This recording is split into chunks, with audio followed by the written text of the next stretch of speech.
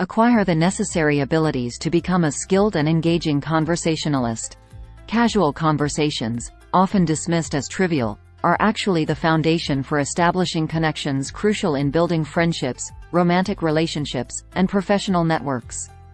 Small talk, prevalent in various aspects of our lives, is more significant than we may perceive. Despite its significance, many people find engaging in small talk intimidating, leading to anxiety and missed conversational opportunities.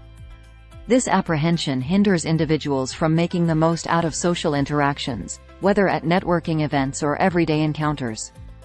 Whether you grapple with shyness when approaching strangers or aim to enhance your conversational finesse, these insights provide valuable guidance, techniques, and strategies for mastering the art of small talk.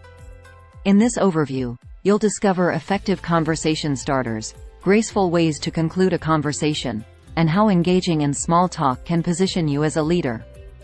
Small talk is a learnable skill. Often, introverted individuals believe they lack natural conversational abilities and resign to the idea that they will never excel in communication. However, it's crucial to dispel this notion and embrace a new perspective on small talk. The essential truth is that small talk is a skill that can be acquired. While some individuals may seem to navigate social interactions effortlessly, most of us need to work on honing our conversational abilities. The author, initially a shy and overweight book enthusiast, pursued a career in engineering that demanded minimal communication. When she did find herself in situations requiring interaction, anxiety overcame her. She would resort to asking about people's jobs, which led to short-lived conversations.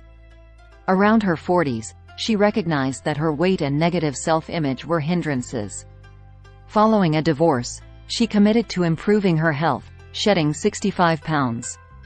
She then made a conscious effort to enhance her social skills by observing and emulating successful conversationalists in her surroundings. One evening at a bar, urged by a friend, she approached a man named Rex, with whom she had exchanged glances. Rex was thrilled when she introduced herself. Their conversation that night blossomed into a close friendship. Surprisingly, Rex later confessed that he hadn't approached her at the bar due to his own shyness. This revelation about someone else's insecurities and the realization that her friendship with Rex wouldn't have blossomed without her proactive approach highlighted the impact of small talk. Subsequently, she committed to mastering this skill and assisting others in doing the same. Her venture, The Fine Art of Small Talk, has since aided thousands in acquiring conversational skills. By following the practical guidance in the subsequent sections, you too can develop into a proficient conversationalist. The onus is on you to initiate conversations. Indeed, not doing so can be a misstep. Many individuals shy away from starting conversations due to the fear of rejection. In fact, after public speaking, one of the most significant social fears in the Western world is initiating a conversation with a stranger. Hence, if you aim to expand your network, it's crucial to take the risk and approach individuals you'd like to connect with. To build the confidence necessary for initiating a conversation, it's essential to let go of the fear of rejection. Understanding that, in most instances, people appreciate your effort to engage with them can be helpful. This is especially valid for shy individuals. When deciding whom to approach, look for those who are sitting alone or have already made eye contact with you.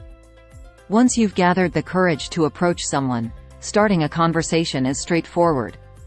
Typically, when you smile at someone, they will reciprocate with a smile. Therefore, the initial step involves giving a friendly smile and establishing eye contact. Following this, be the first to introduce yourself. Sustain eye contact, extend your hand for a handshake, and say something like, "Hello, my name is Tracy. Nice to meet you." Occasionally, you might want to approach a group of people, which can feel more daunting but is certainly achievable. Begin by demonstrating your interest in the group from a distance, focusing on the speaker. Most times, the group will notice and create space for your inclusion. Once you're part of the group, allow them to become comfortable with your presence before asserting strong opinions. In certain situations, not initiating a conversation can convey an air of arrogance or aloofness.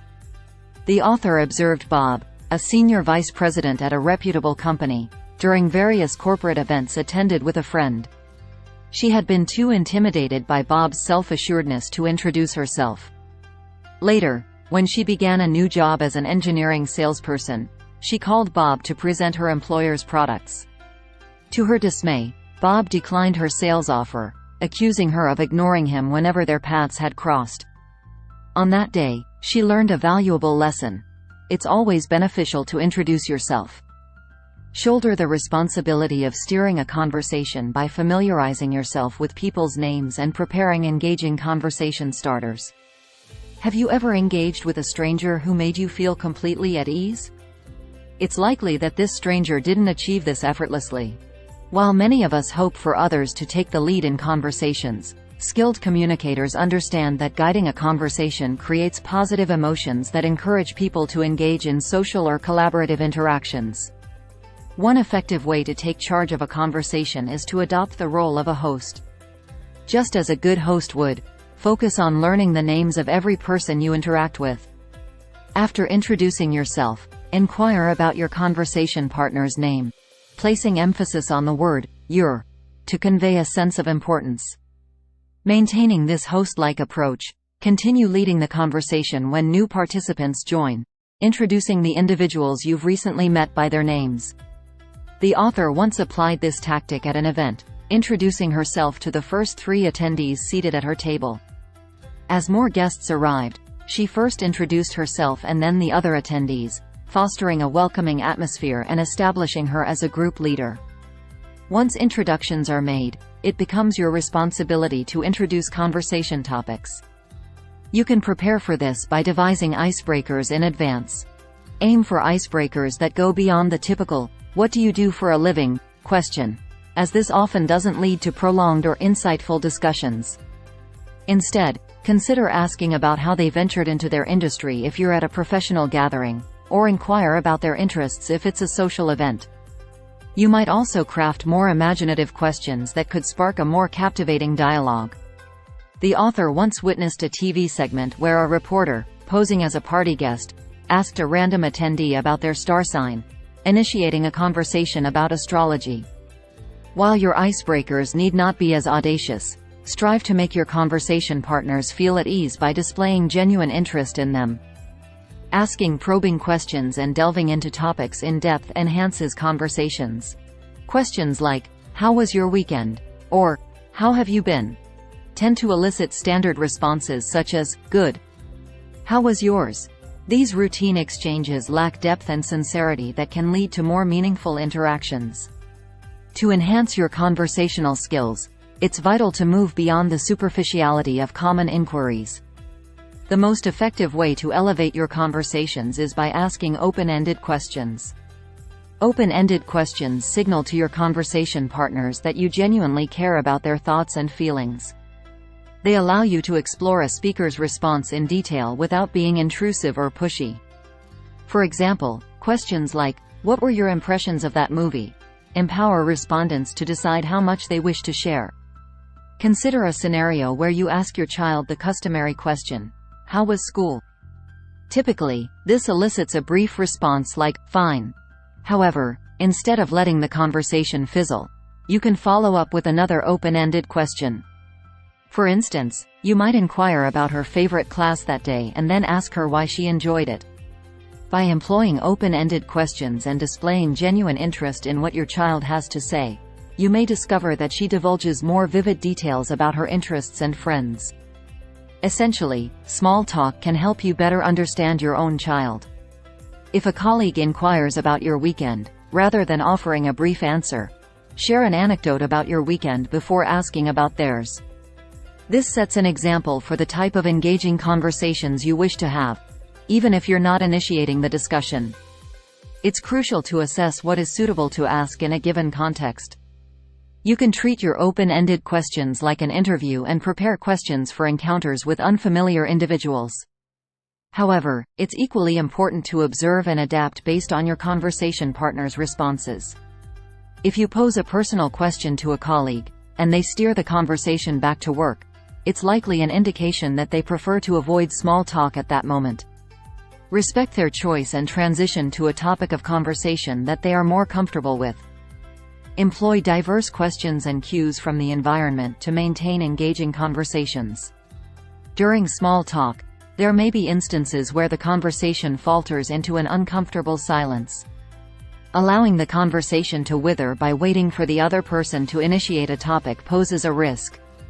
Instead, when faced with an awkward pause, take charge and guide the conversation back into a smooth flow.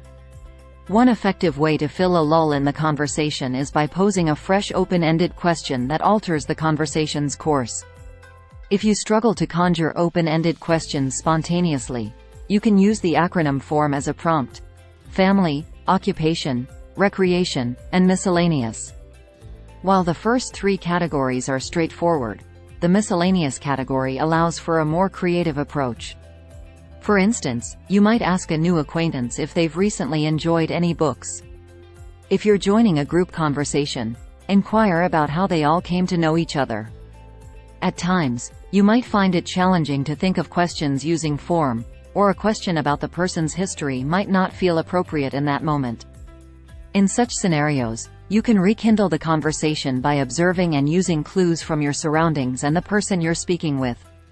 Details like the person's attire, the location, or specifics about the event can serve as easy conversation starters or revivers when the discussion slows down.